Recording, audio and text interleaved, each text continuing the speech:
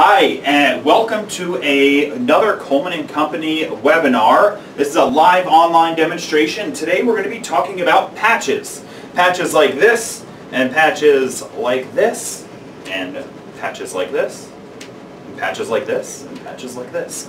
So we're going to show you how you can make custom patches without having to have a whole bunch of different equipment, and you can just use your regular embroidery machine. So this can be a small, compact, single needle machine that you might have. This could be a large multi-head commercial embroidery machine, or somewhere in between. So a lot of folks that are watching this are going to have some sort of a compact machine because you're just looking to either just get started in the patch business, maybe you do embroidery now and you are looking to expand into making patches, or maybe you've done patches in the past and you're trying to find a simpler way to do it. Or maybe this is a brand new idea for you, this idea of embroidery, and you know that you want to make patches, either something as simple as name tags for businesses, or maybe motorcycle patches, or sports-related patches, whatever it might be. The patch industry is huge. There's a lot of money to be made in it, and making patches doesn't have to be complicated, and they can look really good with nice clean edges and great embroidery, and that's what we're going to show you about today. So we're already going to assume that you know a little bit about embroidery, okay? That you know how to run an embroidery machine. We're not going to talk about that in detail. What we're going to talk about is the actual art of making the patch, of using the different materials that we have here to turn material like this into a patch like this, okay? So that's what we're going to talk about today. And we'll start off by introducing myself. My name is Mark, and I'm with Coleman & Company. So who is Coleman & Company? We are a supplier of embroidery, direct-to-garment printing, vinyl, rhinestone, spangle supplies, all types of decorated apparel. Everything from heat presses like this to cutters to tools like this for making patches. So we are in the custom apparel business. We help you start your business, and we help you to continue to grow your business over time.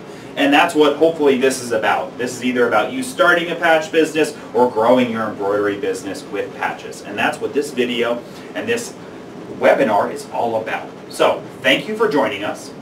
And you can go to colemanandcompany.com at any point in time. But take a look here, and we will provide you with links and everything we can within this video so you can take a look at the different products that we've got to offer related to patches. So let's get started by getting a little bit closer. Come on up. Keep on coming. All the way up, down here. I know you want to look at me, but look here. There we go. Great. Now, what we're looking at here is the different materials and everything we need to be able to make patches, okay? So what we've got here is two different types of patch materials, okay? We've got some heat seal materials that we're going to talk about. So this is glue. We've got some silicone paper, and we've got a hot knife. All right, so that's a summary of what we're looking at, and then now we'll go down the line and we'll go ahead and we'll start down on this end right over here, and we'll start with the basics of everything we're going to need. So the first thing we're going to look at is a heat press. By the way, the heat press that we're looking at here, this is a JP14. That's a George Knight heat press. That's what we're looking at right here. So it's a 14-inch press, and it's designed for just a nice, simple, compact use. This is the whole unit right here. As you can see, it fits on a tabletop or a desktop. It can be lifted and moved around, and it's just a one-hand operation like that. So that's what this is, and it's a swing-away press. So you can swing away.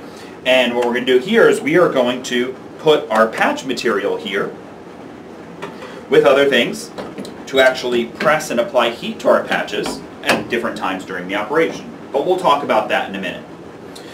Question that people ask here is, what if I don't have a heat press? You can use an iron, and we'll talk about that when we get to it. So now we'll move on to the next portion down here. We've got two different materials that you're looking at right here, okay? We call this our PatchMat. This is our classic patch material. And as you can see, this material's got a pretty high sheen to it.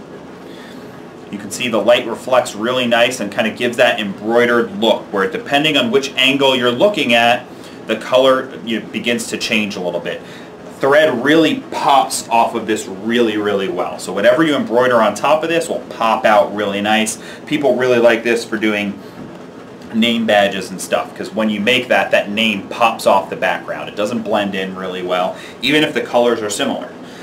The background of this, since it's got this texture to it, it looks as if you embroidered the background. So you can create a patch like this, which is going to be one similar that we're going to be doing today. And the background of the patch, as you can see in here, is actually the patch material.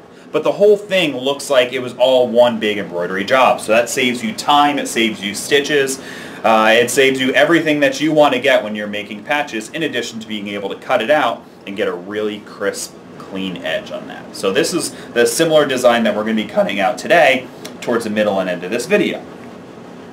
So that's the PatchMat, as we refer to it. Then there's our patch twill. Okay, these are similar colors. They're both darker blues. But this right here has, as you can see, it has a much more matte finish. It's a bit of an eggshell finish. I kind of describe it as that. And this has very little texture and look to the threads on the background. So this will give you a flat background to look at. There's not a lot going on with it. And that is important to a lot of customers when they're looking to make things.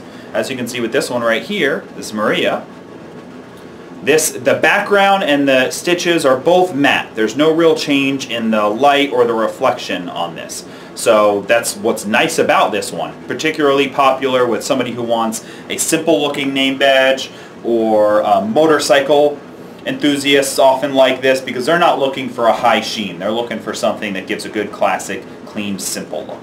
And that's what this is for. Both of them are great. Both of them look fantastic no matter what you're sewing on or what type of patch you're going to make. So it's a lot of fun to make it with both types of materials, both the PatchMat and the patch twill. So that's what we're working on right now. Okay? So let's talk a little bit about a couple of the other things that we're going to use with these materials. All right? Now, one thing I'll point out. If you notice this material here, if I hold it up, you know what I kind of call like the New York pizza slice hold. It's got a good amount of stability to it. I can't really twist the material or stretch it. So this is great to embroider on as it is, okay? It's already got an adhesive style back, so you can actually embroider directly on this material and just put it into your embroidery hoop. You don't have to do anything to it. And I've got an embroidery hoop here just to kind of show you. In order to prepare this to embroider, if you've got your design all set, ready to sew out, bottom, top, and hoop. It hoops very easy and it'll sew out fantastic. So you're going to like working with this material just for that, if that's the look that you're going for. Now, the PatchMat, that one's got, it does have a little bit of a flex to it and a little bit of a twist to the material. You can see it there, you can feel it better. If I do that New York pizza slice, you know, I get a little bit more of a flop down. There's not much of a structure to this. So if I were to try to embroider this, if you know about embroidery, you know what's going to happen, right? The material is going to stretch on you. As you're sewing it, it's going to shift, and you're going to get sloppy embroidery. So you're going to want to stabilize this. But don't use a regular backing, right? The point of doing this is to make it easier for you. And if you use a regular backing, it's not going to be easier because you're going to have to cut that out. Then you're going to have to cut out your patch. You're adding more steps and more work that you don't have to do. That's where this stuff comes in. That's where the magic of our HeatSPUN material comes in. Now it's a bit of a translucent glue. You can see my hand through it a little bit. You can see the material through it. It's a very, very, very thin glue. It's so thin, you know, you can rip this stuff with barely any effort with your hand. But this is glue actually right here. And we're going to take this and we're going to adhere it to the back of our PatchMat. Okay? So follow along with me as I move back and forth between here and the heat press so you can really see what I'm doing. Alright, so how am I going to do this to make it safe for my heat press and have it come out nice and clean? That's where this comes in. Alright, this right here is silicone release paper. That's exactly what this is. So it's a silicone coated parchment paper. You can use this over and over and over again and glue won't stick to it. And if glue does get on it, you can actually just wipe it and clean it off. You can also use a parchment style paper or a Teflon sheet, anything that's a non-stick sheet that you can use. We sell all of those, by the way, at Coleman & Company. You can get regular parchment style, you can get the silicone style, or you can get a Teflon sheet. All of them work just as well. I just happen to be using the silicone release paper today. Currently these come in packs of 50 and that will last you for a lot of patches. Okay, so what am I going to do is I cut out a piece of that about the same size as my patch material. Essentially it's got to be the size that I'm going to hoop. Right? It's got to be at least that much space. This way when I hoop it, I'm hooping everything around it and all into this because this is my stabilizer. Just imagine it just as any other stabilizer or backing that you're going to use, right? So I'm just making a sandwich. I've got the top of my patch material, what I'm going to see and sew on, my HeatSPUN, and both of those are going to sandwich in between some silicone release paper or whatever else might be. Now we're going to take it over to our heat press. And we'll swing this thing open and put it here. Now on our website you'll see all the time and temperature and all those instructions right there. So when you follow the links through this video and you can get to the patch portion of our website, and all of these instructions are in detail. So you don't have to worry about writing all this down right now. Just pay attention, focus, and then when you go to our website you can see the written instructions there. But all I'm going to do is I'm going to heat press this down. I'm going to leave it there for about 10 seconds. And what I'm doing is I'm liquefying that glue, I'm adhering it to the patch material, and then it's going to become one. Don't want to do it too long or too hot or too much pressure because the glue will seep through to the other side of the material. So we want just enough to melt it down. And let's see if I had it enough. Alright, now you see here how some of it's real good and some of it's still a little bit white. I just needed a couple more seconds just to finish heating that up. Now if you were using a hand iron, that's just fine. Crank it up, turn the steam off, and do the same thing. Iron it on between it, do it for about 10 seconds or so, and when you're done go ahead and lift it off and make sure you're good. Now if you still get this like I have, which this is TV so everything's on purpose, right? That means I don't have enough pressure, okay? That means I had plenty of heat but I wasn't actually pushing down into it. So on one side of my press it was kind of just enough, but even here I can see a little bit of the white area. Any white that you see is kind of air that's not in there yet. So I'm going to take this and I'm going to increase the pressure a little bit. Same thing with your iron. If you were doing it and you keep lifting it up and you're not getting that even color and basically it's turning completely clear, that means you need to push down a little bit harder. And remember, it might not be safe to be putting pressure on an ironing board. So you might want to do it on a wooden table or something like that. Now be careful, this is going to be hot obviously right away. But this is what we're looking for right here. So I'll close this up for now and we'll come back over here.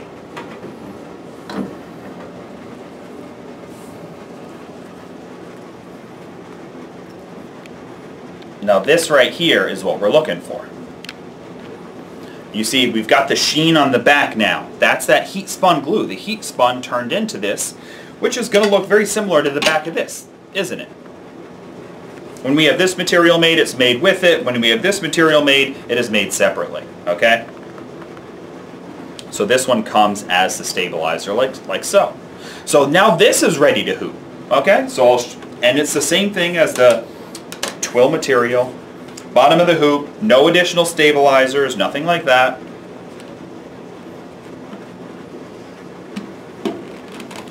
And hoop. Nice clean, very easy to hoop. You don't have to jam it in there or anything like that. It's just the material, both of the materials are designed and made for this, so they're very easy to get into your hoop. So you're going to like working with it. And that's it. Once you've hooped those up, pop them on your embroidery machine. You can do a giant piece if you would like and put it on your 21-inch hoop and sew out 20 patches. You could do individuals Or you could do something like this where I just put 2 patches on one. You know, I probably could have squeezed in a couple more here, but for the sake of this video, I did a couple. And that's how you do it. So what do we do next? I hooped it. I put it on my embroidery machine. So we walked over to our embroidery machine. We did our sewing. We did a nice border. The thing about the border on these patches that I'll tell you about, okay, is we're doing a very dense satin stitch. Okay, that's number one. You want to make sure. So do a strong underlay. So we do a zigzag underlay. Then do a really dense as you can go. Just for your machine and your design. That's all. It's going to be different on every design and every machine and even the thread you're using. So go as dense as you can go where it still looks good and it embroiders well. And then we also do a second satin stitch just over the very edge, a little bit less dense, about 30 or 40%, and going in about 1/3 of the way into that outside satin stitch, if that's making sense. So we're doing a large one, then we're doing a second little satin stitch border. And that second one just helps to lock all the stitches down, so as we're cutting this out, we're not getting threads popping up. We're not getting our satin stitch to unravel, if that makes sense. So we're doing a border for your border. And if you understand about embroidery, that should be pretty simple to you. If not, you call us up and we'll talk about it. And we also sell patch borders themselves. And these come in shapes like this, and this, and this, and this, and this. These are all various sizes. This is the states as well. We also have states. So these are all different sizes right here. So we sell all these. These are already pre-digitized, and we've got well over 100 different designs that we sell on our patch borders CDs in our collections. Then if you need something custom, like this or this, then you would digitize yourself or give instructions to whoever does the digitizing for you. Okay? So, we've got this, and we are ready to cut our patch out, right? So the first thing I'm going to do is I'm just going to separate these two. You could do 2 things here. We could do the whole thing as one and just cut them and then cut them out individually, or you can cut them out and do them one at a time, right? You understand what I'm saying? So for now, all I'm going to do is I'm just going to cut some of the edges off here. I just have a lot of excess material I don't need. I was a little wasteful when I produced this, but it was a scrap piece that I had that I decided to use, so it worked out well. And I'm going to do the same thing I did before, right? You remember what I did before with the HeatSPUN material? I'm going to do the same thing with the heat seal material. So what's the heat seal? This is much thicker, as you can see. I'm not going to be ripping this one by hand like I can the other one. And when you can still see, you know, there's still a lot of translucency to it, but it's much thicker. This is glue. This is the stuff that's going to stick to your garment. This is what's going to make this patch a permanent patch onto a shirt. So this is how you can hand it to your customer to iron on, or you can iron it on yourself, which we'll do a little iron on at the end as well. So I'm going to treat it the same way that I treated my HeatSPUN material. We're going to open up our little panini sandwich maker right here, and we're going to do the same thing. Patch down, heat seal. By the way, it doesn't matter which way this heat seal goes. When you get this, it's going to come on a roll, and the roll is going to have a backing like this. It's totally fine. Either way. So there, our heat seal material. If you have your backing on it, that's fine. This piece that I have is just a scrap piece, so it doesn't have the backing on it. I've got some excess. What I try to do is if I have any that's hanging over, I try to just get rid of it. And if you can guess why, what's going to happen is it's going to glue to this, right? Now it's fine, I can just get rid of it, but if I don't have to do that work later, I won't. If I don't have to make a little bit of a mess, I won't.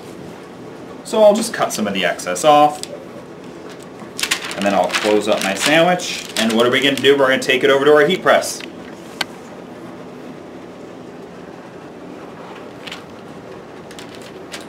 Put it here. Just make sure nothing shifted. It look good. And we're going to do the same thing. We're going to close it up. About 10 seconds. What are we looking for in the result? The same thing, right? None of those air bubbles. Want to be nice and clean, very clear finish. And now this is going to be hot. This is going to be hot, and it's going to retain the heat a little bit more because it's a thicker glue material, right? So just be careful. And there we go. Now, let's take a close look at it.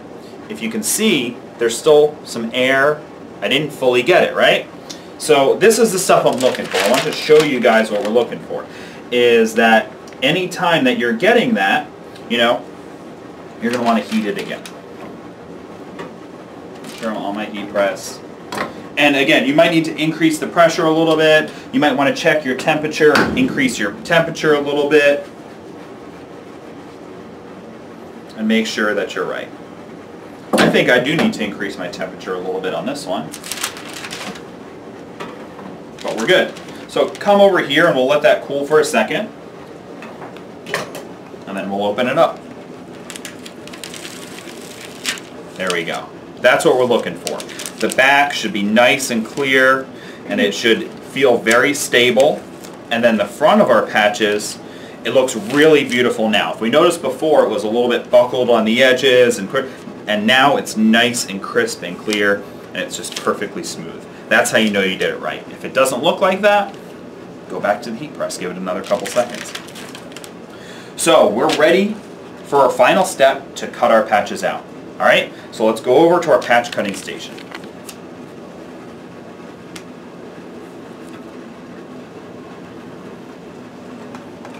Okay, so in our patch cutting station here, what do I have?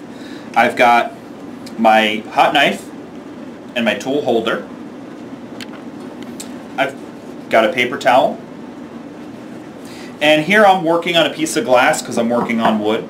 You could use anything that's going to be a high heat resistant and not get too hot. So maybe marble or quartz or glass or whatever it is, you decide. I wouldn't use wood, I wouldn't use plastic, I wouldn't use metal, I wouldn't use a polyurethane coated because all that stuff's going to burn. You want to make sure that it can handle the heat. A nice thick piece of glass is what we often use here. We don't have issues, but we have customers that use all different types of materials. You pick what's good for you, just be safe.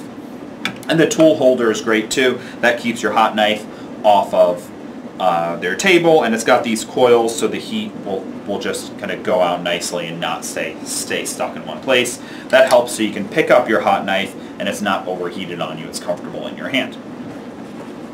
Alright, so the first thing I'm going to do is I'm just going to make sure that my tip is on nice and tight. I just put on a new tip. And we're actually going to cut out our patch with this, right? So how does it work? I take my hot knife and I'm actually just cutting through my patch material, just like that. And then I use my paper towel just to wipe off any excess of the patch material that might have gotten on it. So that's it. This is very simple to do. So the first thing that I'm going to do is I've got two and I got them close to each other. So you can either cut them out with scissors or cut them out with a hot knife in the beginning, right? So I'll just do the scissors just to show you, since we're already going to be cutting. This is what I'll usually try to separate them. This is a preference of mine. Mainly, if I do make a mistake, right? If I have a finger slip or something like that, then I don't accidentally hot knife through this guy, right? The scissors are slower and easier to control, and then now I know I'm working with the safe and everything around it. I don't have to worry about accidentally cutting anything around with my hot knife. It is all safe to cut. So how do we do this? We get in here close, and we're essentially kind of going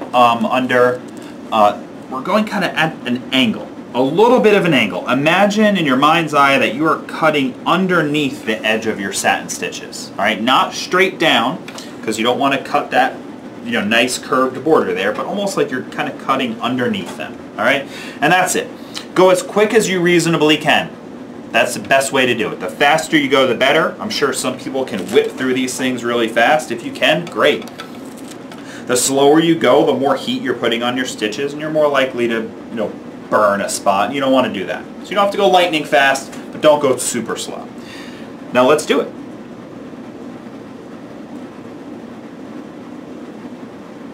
And as we get to spots, wipe, okay?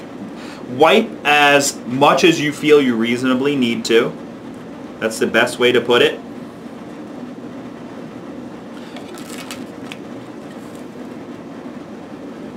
By the way, you can cut with the, if you have your parchment paper on the back, you can cut through it that way too. You know, if you still have that on the back, like this, that's fine as well. You can do it either way. It's safe. Just showing you that way too. And let's finish cutting this out real quick. Now, the reason we're doing this one is because we've done a bunch of videos with simple shapes, you know, like this. And people say, oh, that looks really easy, you know? It is really easy. What about when you get something complicated like this? It's still easy, it just takes, you know, a minute longer to do.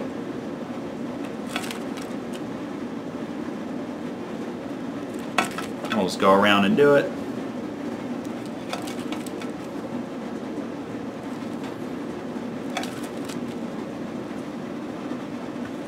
And go at whatever speed you reasonably think you can go at. The faster you can go, the better. If you need to go slower, then do that as well.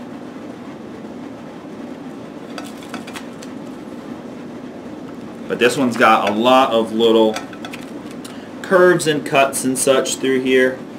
So I'm going to make sure that I'm just going nice and slow and even so I keep my edge nice and crisp and clean. And then I'll show you at the end how you handle boo-boos, mistakes, miscuts, stuff like that. We'll talk a little bit about that. Okay, so I'm almost done now. And then I cut out two so we can cut out the second one without really me talking or stopping. So you can just see kind of what a little bit of a faster production would look like.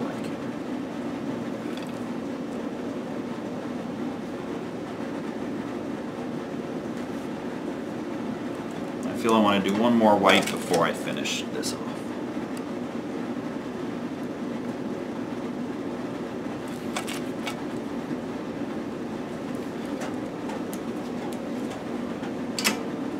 And I think I got everywhere. If I didn't, we'll go and we'll cut it out.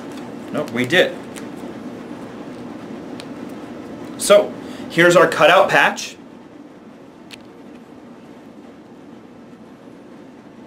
And that's it. So it's not too hard to do. It's particularly fun. I enjoy doing it. But what about boo-boos and mistakes? Do I have any boo-boos and mistakes here? I don't know. Let's just say like this top corner right here. If you can see it, there's a little bit of material. You see? There's a little bit hanging up there. It's not too easy to see in the camera, but it's there. So how do I fix that? All right? Use the side of your tool right there. It's hot there, okay? And you can actually just go around like this. And you can clean up your edges. I even say some folks just say, oh, I just go around the edge of every patch. Just because I like how it cleans it up.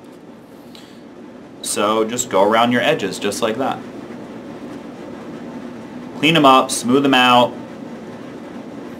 You can also go back down here, right? So let's just say that you really didn't cut a piece that you like. Just go back down and cut that piece again like that. And that's it. So we've got a patch.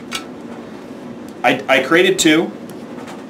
So let's just do another one. This one, I'm not going to talk. We're just going to do it. Alright. I'm really going to try to not say a word the whole time I'm doing it, just so you can see how I would do it if I was really just doing it by myself in a production environment, per se. Okay? So, here we go.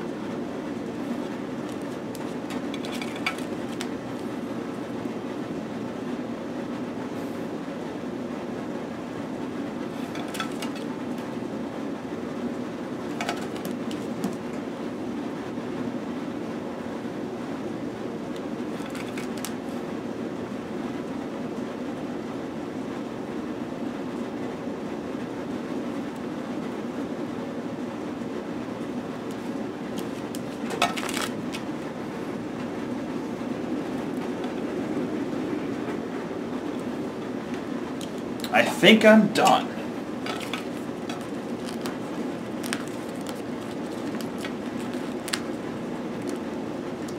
There we go. That came out pretty good.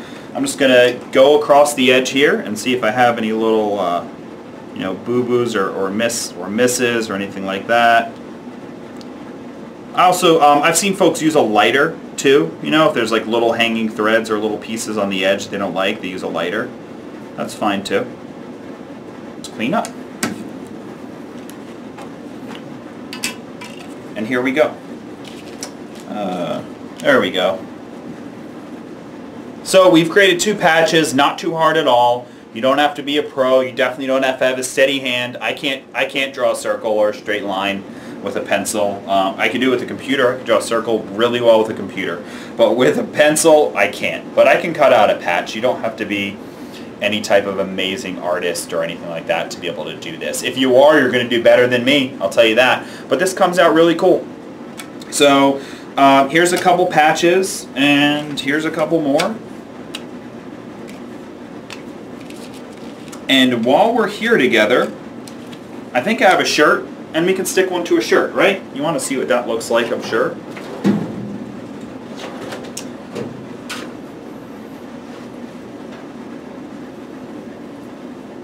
Here we go. I got a shirt. We're going to put it on. So let's go back to our heat press. I'll meet you there, I promise.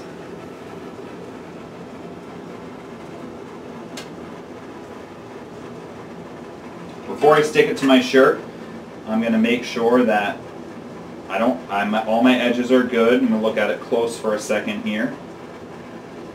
Okay. There was one little spot right on the top here that I wanted to clean up, so I did that. So let's put it on the shirt. I'm going to come out front here because I don't want to try to do this backwards. It's going to be a mess. Take my shirt, put it on my heat press. We're going to do this. Alright, so general rule of thumb, what I like to do on any type of garment pressing, I like to do a pre-press. I'm going to recommend it for this as well. It's good at just smoothing everything out, get it ready, getting the excess moisture out.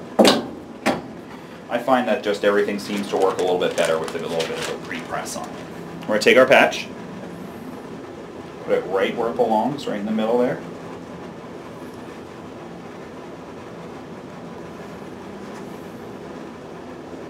I feel pretty good about that. Do you guys like it? Okay.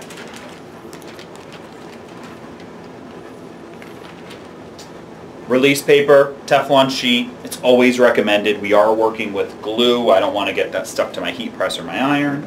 You can also do this part with a hand iron too if you're just getting going in the patch business. So now we're going to do this. We want to give it a good 10 seconds.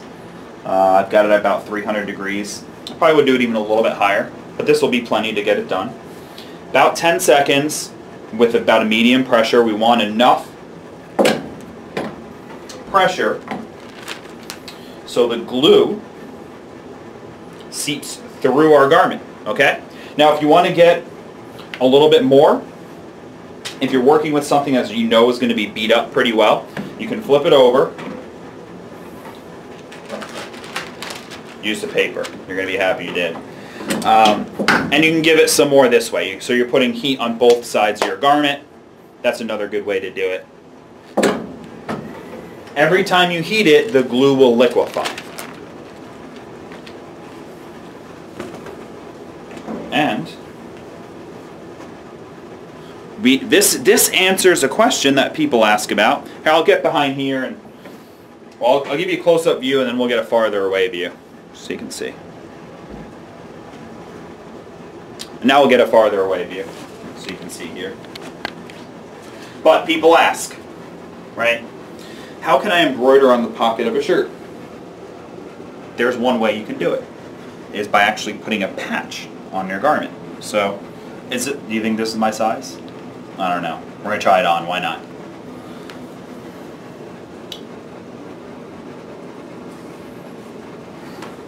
I think this is my perfect size as long as I have 2 more shirts on underneath it. So, So here's our patch shirt, and what's particularly cool about it is you can still fit a pen in your pocket, and it looks sharp. You know, it's a great way to do pockets, just as we talked about before. But it's also a way to create awesome looking patches, sleeves, shirts, jacket backs, tote bags, anything that you can think to put a patch on, it looks great on. And I want to thank you guys for joining us on this patch webinar. Just to give you a little bit of a recap. What did we do? We talked about our heat press. This is our JP14 heat press. We talked about silicone release paper. You might want to use parchment or a Teflon sheet as well. We talked about patch twill material, right? We talked about our patch mat. On the back of our patch mat, what did we put? We put HeatSPUN, which is different than our heat seal. Our heat seal is what goes on the back of the patch, which I'm going to walk up in a minute and show you the back of a couple patches when I go to say goodbye. We talked about our hot knife holder. Use something that's heat safe, heat resistant as you do that. And then just your other things you might need, scissors, keep paper towels so you can wipe your knife off, and go to colemanandcompany.com and go click on, start making custom patches, or under the embroidery section you'll see patches. Click on that and it will give you all the instructions you need. So before I say goodbye, I'm just going to come up to you and show you the back, because the back of this looks awesome. As you can see, all of our trims and our locks are all hidden behind that material. So the back is really clean. When you hand this to your customer, it feels nice on the back. It looks nice on the back. It looks very professional, and it's awesome because you can do this with literally any embroidery machine. So, thank you everybody for watching. I appreciate you coming and joining colemanandcompany.com. Check out my cool shirt that I just made today and make some awesome patches with us. Check out our patch kit and all the different combinations they come in, with heat presses to just simple ones that just have a hot knife and some material. So, visit us, colemanandcompany.com, and check out some more of our videos. Thank you.